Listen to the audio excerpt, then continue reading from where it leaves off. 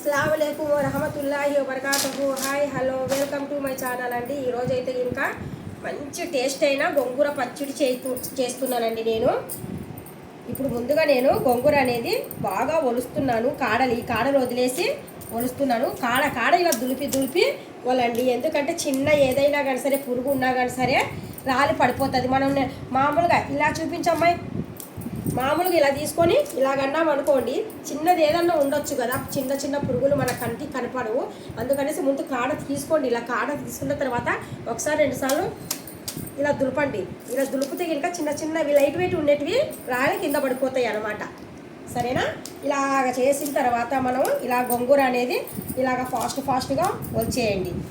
Time ఉంటే నెమ్మదిగా తీసుకోండి, పర్వాలేదు. ఫాస్ట్గా అనేది ఏం లేదు, కానీ నేను చెప్తున్నాను అనమాట. ఇక్కడ నాకు టైం లేదు, అందుకే నేను ఫాస్ట్గానే ఒలుస్తున్నాను.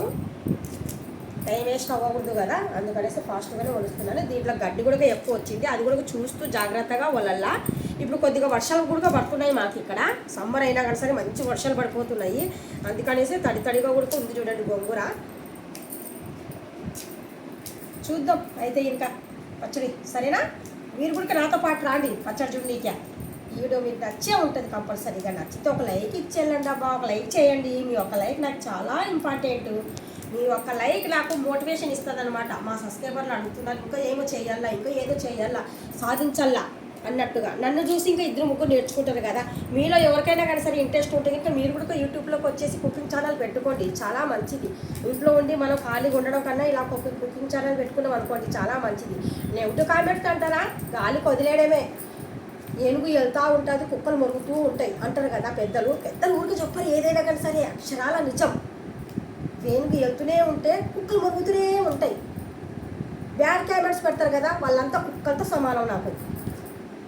ఎందుకంటే వాళ్ళకి ఏం నేను కించపరచడం లేదు. 1-2 మాత్రం నాకు కించపడుతున్నారు యూట్యూబ్లో. అంటే ఎలాగంటే ఇంకా హర్ట్ చేస్తే ఇంకా మనం వదులుకుంటాం అనేసి అలాంటి పట్టించుకోకూడదండి. అంటే వాళ్ళకి కొద్దిగా నాలెడ్జ్ కూడా తక్కువ ఉండొచ్చు, వాళ్ళ పెంపకం అనేది కరెక్ట్గా ఉండకపోవచ్చు కదా పాపము.